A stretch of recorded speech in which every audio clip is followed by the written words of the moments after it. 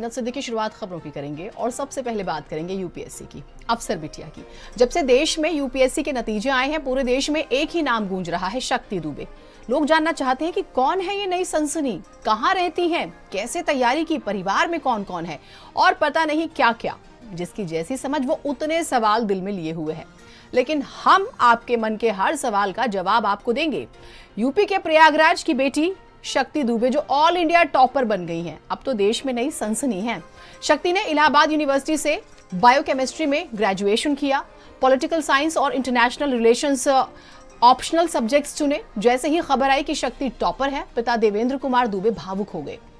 आप जानकर हैरान हो जाएंगे कि शक्ति बेहद सामान्य परिवार से है। पिता पुलिस विभाग में काम करते हैं। रिजल्ट आने के बाद वो भावुक हो गए। वो बताते हैं कि बेटी पिछले साल इंटरव्यू तक पहुंची थी, बस कुछ नंबरों से रह गई, लेकिन इस बार भगवान ने बड़ी कृपा की है। हमने हमेशा बच्चों को पढ़ने की आजादी दी। बेटी ने मेहनत से हमें गौरवान्वित किया। परिवार के मुताबिक शक्ति हमेशा पढ़ाई में अव्वल रही। गोल्ड मेडल के बाद उन्होंने इलाहाबाद यूनिवर्सिटी से एमएससी किया। हमेशा टॉपर रही।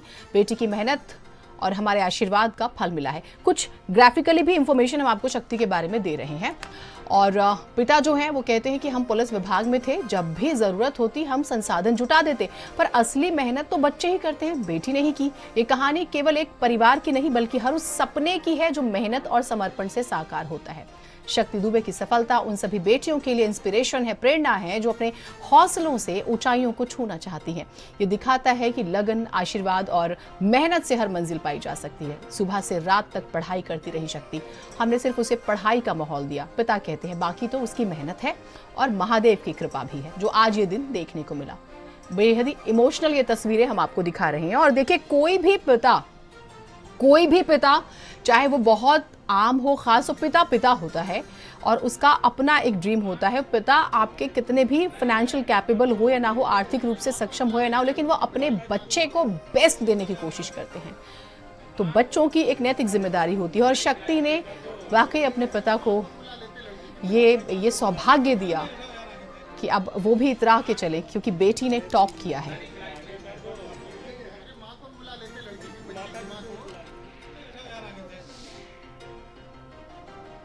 यूपीएससी नतीजों में उत्तर प्रदेश का दबदबा देखने को मिला है। शक्ति दुबे टॉपर बनी है। इस वक्त बातचीत के लिए हमारे साथ खुद मौजूद है। सबसे पहले आपको बहुत सारी शुभकामनाएं। Thank you so much ma'am. किस तरह से आपने तैयारियां की और जब रिजल्ट आया तो सबसे पहली प्रतिक्रिया क्या थी आपकी? पहली रिजल्ट देखा तो विश्वास नहीं हुआ, क्योंकि मैंने रोल नंबर अपना सर्च करने के लिए ऊपर टाइप ही किया था कि मुझे रैंक 1 पे अपना नाम दिखा। उसके बाद कुछ देर के लिए तो आई वॉज कम्प्लीटली फ्रीज्ड। उसके बाद घर पे कॉल किया, पापा को बताया, मम्मी को बताया। उसके बाद मुझे खुद वाजीरामन रवि से भी कॉल आ गया था। तो उस वक्त मैं बहुत घबराई हुई थी। आई टोल्ड देम कि मुझे नहीं लग रहा वो मेरा नंबर है, शायद फेक पीडीएफ होगा। तो उन्होंने मुझे बताया, नहीं, आपका रोल नंबर भी हमने क्रॉस वेरीफाई किया है, ये आप ही का नंबर। फैमिली में किस तरह से रिएक्शन है, क्योंकि आपने देश भर में टॉप किया है? आई थिंक जब आप बहुत ज़्यादा मेहनत कर लेते हो और बहुत ज़्यादा लंबा टाइम अपने संघर्ष का देख लिया होता है, तब सबसे इम्पोर्टेंट, सबसे नेचुरल जो प्रतिक्रिया होती है वो है आंखों से आंसू निकलना। मम्मी भी बहुत इमोशनल थी, पापा भी, और आई थिंक बट खुश हैं वो। That's what I wanted, so that's it. Allahabad university में आपने पढ़ाई की, क्या ये जर्नी रहा है, थोड़ा ये दर्शकों को बताएं।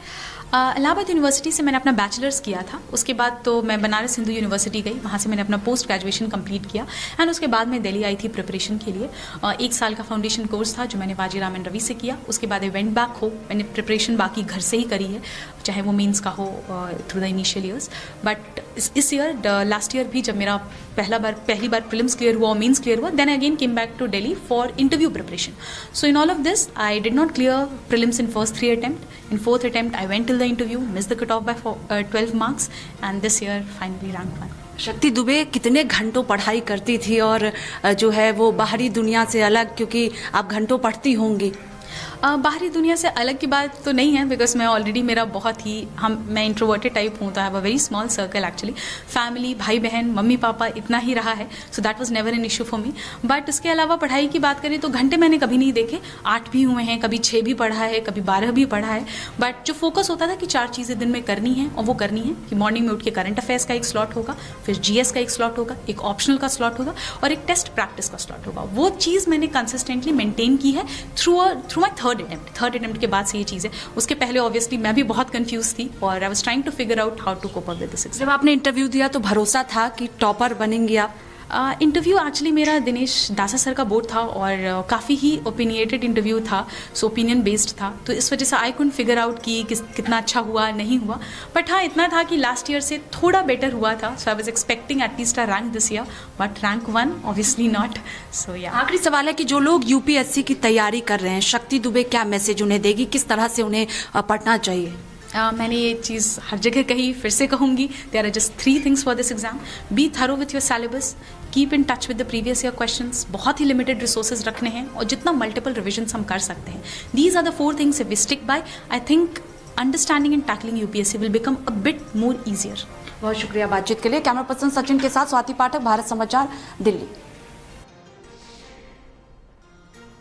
ये हमको जानकारी है और मैं इस समय पुलिस विभाग में सब इंस्पेक्टर के पद पर नियुक्त हूँ और मेरी बेटी यहीं एसएमसी धूरपुर से फर्स्ट से लेकर के और 12th तक पढ़ी है। अब देखिए वो तो बच्ची के पढ़ने का ऊपर था, उसकी सहयोग करने के लिए हम थे और बाकी जितनी भी व्यवस्थाएं थी वो पढ़ने से उसी की ये मेहनत का फल है कि प्रभु ने दिया। बहुत अच्छा फील किया मैं, प्रभु का बस शुक्रगुजार हूँ कि वो हमारे साथ बहुत अच्छा किए।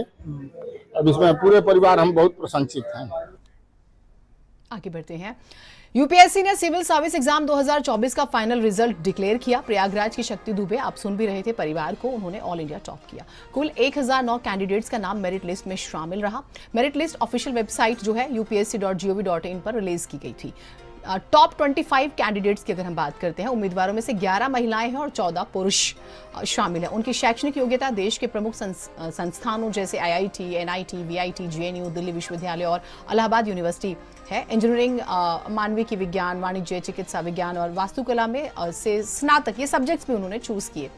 और विकलांगता वाले 45 कैंडिडेट्स भी इसमें शामिल रहे, जो कि देखिए अब ऑफिसर बने हैं, जिनमें 12 अस्थि विकलांग, 8 दृष्टिबाधित, 16 श्रवण बाधित और 9 बहुविकलांगता वाले हैं। सिविल सेवा परीक्षा 16 जून 2024 को आयोजित की गई थी। इस परीक्षा के लिए कुल 9,92,599 कैंडिडेट्स ने अप्लाई किया था, जिनमें से 5,83,213 कैंडिडेट्स जो है वो प्रेजेंट रहे थे। कुल 14,627 उम्मीदवार रिटर्न में उपस्थित होने के लिए योग्य हुए, जो कि सितंबर 2024 में आयोजित की गई थी। इसमें से 2,845 कैंडिडेट्स जो है वो चुने गए थे।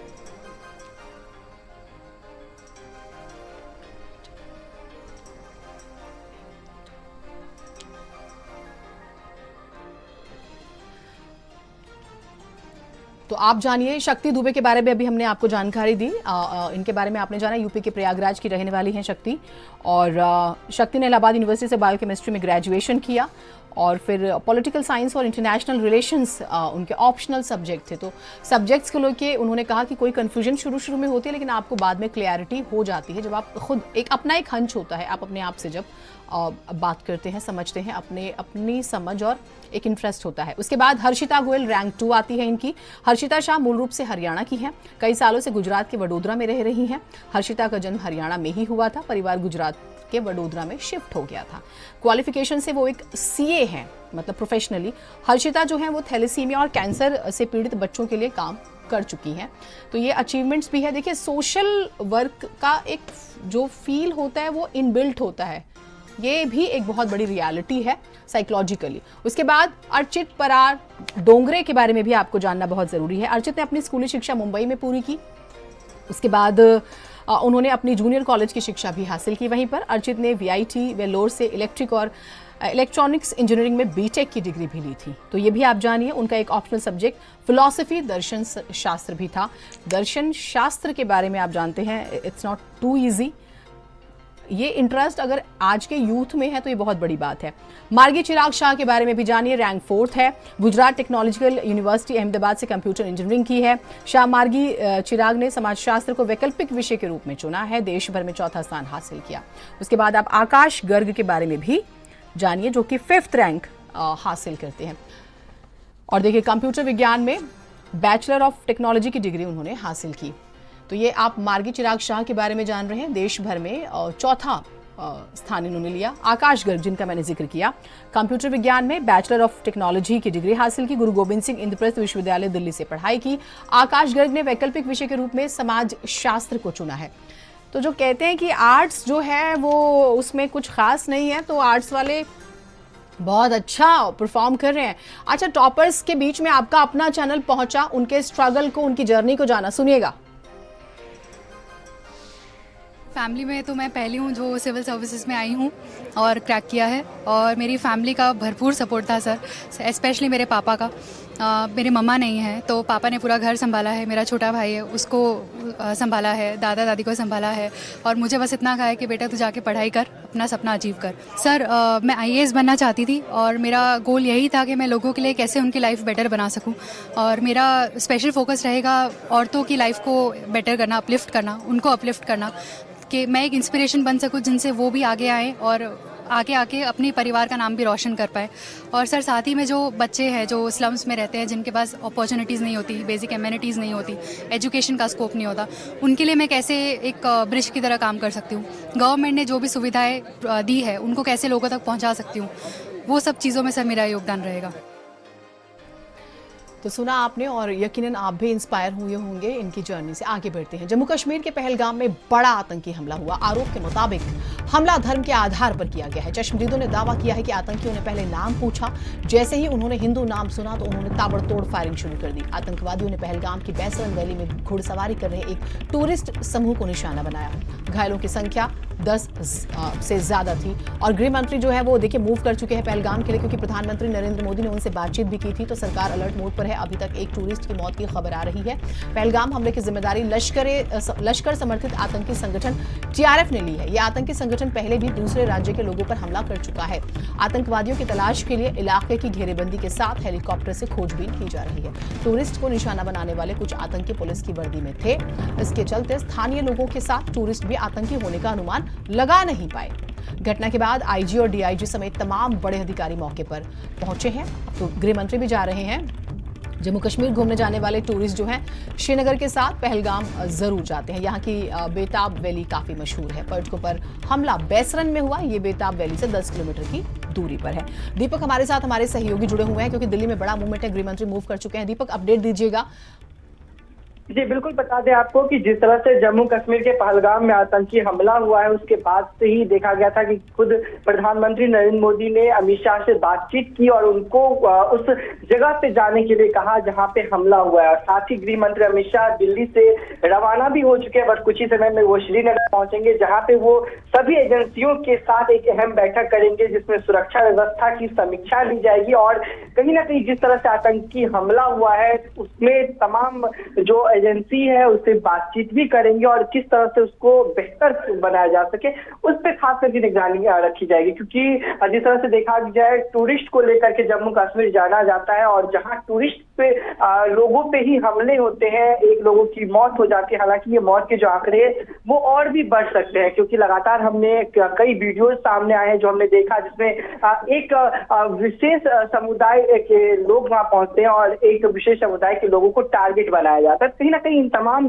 चीजों का भी वहां पे अब देखना ये होगा कि क्या कुछ निकल के सामने आता है। लेकिन जिस तरह से आतंकी हमले हुए हैं, तो सबसे महत्वपूर्ण अब अमरनाथ यात्रा को लेकर के चिंता रहने वाली, क्योंकि बस कुछ ही दिनों के बाद वहां पे अमरनाथ यात्रा शुरू होगी और पहलगाम वो जगह है जहां पे बेस कैंप बनाया जाएगा, जहां पे तमाम श्रद्धालु भी मौजूद रहेंगे। दीपक, आप रहिए हमारे साथ। एक बड़ी खबर बता देते हैं। प्रधानमंत्री नरेंद्र मोदी, आप जानते हैं 2 दिवसीय सऊदी दौरे पर है, लेकिन उन्होंने वहां से ट्वीट किया, I strongly condemn the terror attack in Pahalgam, Jammu and Kashmir, condolence to those who have lost their loved ones. यानी कि वो निंदा भी करते हैं और अपनी संवेदनाएं प्रकट करते हैं उनके लिए जिन्होंने अपनों को खोया है। I pray that the injured recover as the earlier.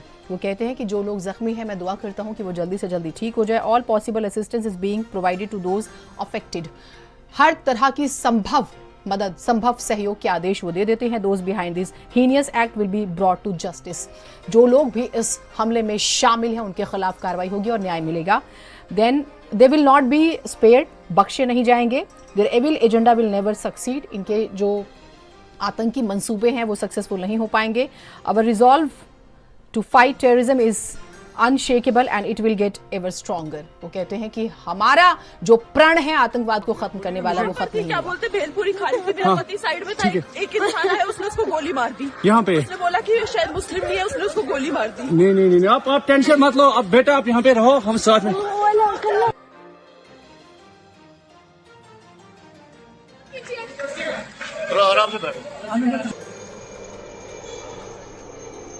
अपने आप बोले ना मुझे। पर थी, क्या बोलते भेलपुरी खा रही थी, मेरा पति साइड में था, एक इंसान है उसने उसको गोली मार दी। यहाँ पे उसने बोला कि शायद मुस्लिम नहीं है, उसने उसको गोली मार दी। नहीं, आप टेंशन मत लो। अब बेटा आप यहाँ पे रहो, हम साथ में।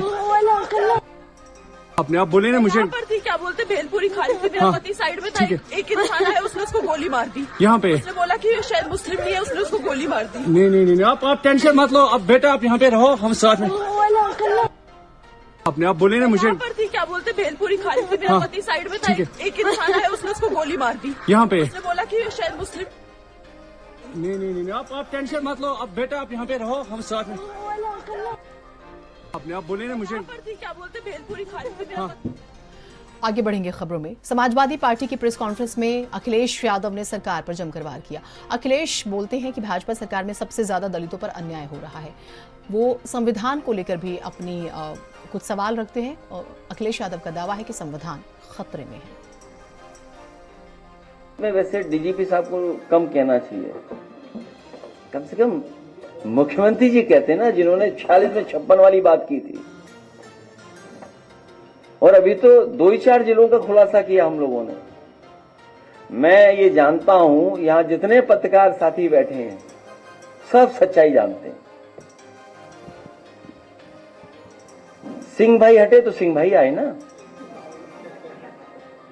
ये तो आप जानते होंगे ना अपने डिपार्टमेंट का। मैं जानता हूं चेहरे पे खुशी भी है और सर भी हिल रहा है।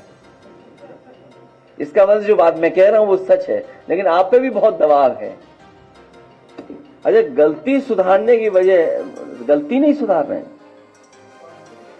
नहीं गलती नहीं सुधार रहे हैं, बल्कि एक अधिकारी को आगे कर दिया और अधिकारियों को अलग आगे कर कर कह रहे हैं कि हम गलत आंकड़े पेश कर रहे हैं। जहां गलती सुधारने का समय दिया हम लोगों ने, आपकी गलती उजागर कर दी, तो आप सरकार के लोग नहीं आ रहे हैं, उन्होंने अधिकारी को आगे कर दिया। तो पिछले कई दिनों से अखिलेश यादव लगातार सरकार पर सवाल उठा रहे हैं। वो चित्रकूट, प्रयागराज, आगरा ऐसे कुछ स्पेसिफिक डिस्ट्रिक्ट का नाम लेके कहते हैं कि पुलिस विभाग में बड़े बड़े पदों पर एक जाति विशेष के लोगों का ही दबदबा है और वो उसका डाटा रखते हैं। और आज भी प्रेस कॉन्फ्रेंस में वो यही कहते हुए नजर आए। अखिलेश के बयान के बाद से सियासी वार पलटवार जारी है। इस पर भूपेंद्र चौधरी हो या फिर असीम अरुण, उन्होंने भी प्रतिक्रिया जाहिर की है। अखिलेश जी, आप ऐसी बांटने वाली राजनीति ना करिए। जो अपने समय का भ्रष्टाचार है, जो आपके सरकार के समय कोई काम नहीं हुआ, भर्तियां नहीं हुई, एम्प्लॉयमेंट नहीं बढ़ा, उसकी वजह से आपको सिरे से खारिज किया गया। आपको राजनीतिक हाशिए पे जनता ने पहुंचाया। योगी जी को 2017 में भाजपा को चुना, 2022 में दोबारा आशीर्वाद दिया और केवल काम और विश्वास की वजह से आशीर्वाद मिला। मुझे विश्वास है कि ये भविष्य में भी जनता का आशीर्वाद इसी प्रकार मिलेगा, क्योंकि भारतीय जनता पार्टी की सरकार भ्रष्टाचार को नष्ट कर रही है।